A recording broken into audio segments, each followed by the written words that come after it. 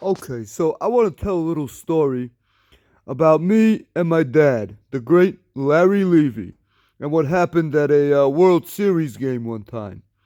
Okay, so it's game one of the 1996 World Series. Yankees are playing the Braves. First World Series game in 15 years. All of New York is excited. And even Met fans are happy.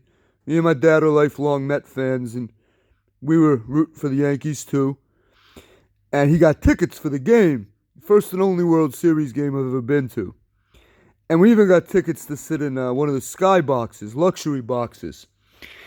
And to get to the skybox, you had to ride up there in one of these big, huge freight elevators. It could fit like 40 people in it. And we get in the elevator, and who happens to be in the elevator with us? But Reggie Jackson. Yeah, that Reggie Jackson, Mr. October. Now, I was only 12 at the time. I had just started following sports. I didn't know who he was because he was before my time. But I figured he was somebody important because people were kind of pointing and staring and whispering, like, look, it's Reggie Jackson. Hey, look, it's Reggie. Look, Reggie, Reggie. So, all right, he must be somebody then. Whatever.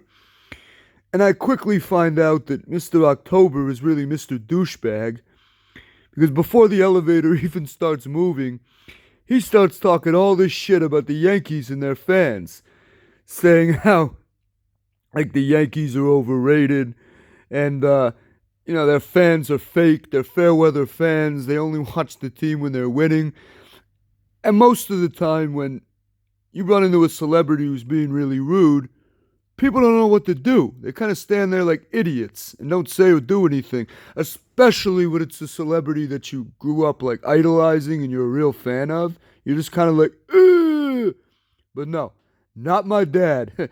My dad was an OG, right? Original gangster.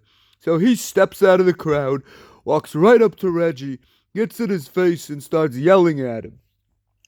Who are you, huh? Who the fuck are you? Reggie? Reggie? That's how he said his name. You want to talk all this shit about the Yankees and their fans, saying we're fake? We only watch the team when they're winning? You want to talk about the Yankees, Reggie? The Yankees? Who the fuck paid for your tickets tonight, huh? And there's just like 35 people, 40 people in this elevator, just like slack jawed with their jaws on the floor, right? Like, who the fuck is this maniac who's cursing out Reggie Jackson? Like, I've never seen this before in my life. And they probably hadn't. And Reggie is probably thinking the same thing, like, who is this, like, nobody, like, screaming at me? This has never happened before. Which, again, it probably hadn't. A celebrity like that could probably go their whole career and never have this happen. Never have some Joe Sixpack, who he doesn't know from Adam, just like cursing him out in an elevator. These things don't happen. You can't make this shit up.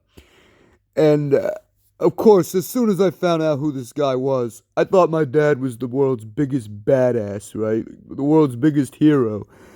And it was all I wanted to talk about. And game's over, and we go home. And I walk in the house, and my mom goes, how was the game? And of course, the first thing out of my mouth was, he cursed out Reggie! Mom's like, what? What?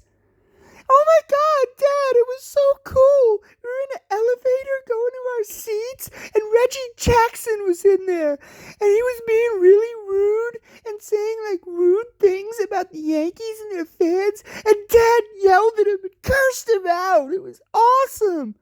No, he didn't. Oh my god, yeah, he did. It was so cool. And she realized who he was and said, oh my god. He really did, didn't he? And like Reggie probably he's never going to forget this for the rest of his life, right? Because like I said, how many times does this happen? And also my dad happened to be a pretty well-known like public figure on Long Island. He had his own TV show and he had his own column in Newsday where he was a writer. Every week he had this column for years. And there is a pretty good chance that at some point, could have been 2 years later, that Reggie opened up a Newsday one day, saw my dad's picture, and said, "Holy shit, that's the guy that cursed me out in the elevator? Larry Levy. Oh, wow." And, it's funny that, this was 96, where there were no camera phones, no social media, nothing. If something happened on the street or whatever, you weren't going to be able to record it. Big chance you wouldn't be able to. But can you imagine if this happened now? There'd already be 25 people with their camera phones ready, recording Reggie Jackson. And this would have gone viral on YouTube and everywhere else times 25. And my dad would have been world famous. Viral YouTube star. And I mentioned this to him one time. And he goes, Yeah, I wish there was cameras recording so everybody could see what I did to that asshole. Who's like, yeah. Like I said, you really can't make this shit up.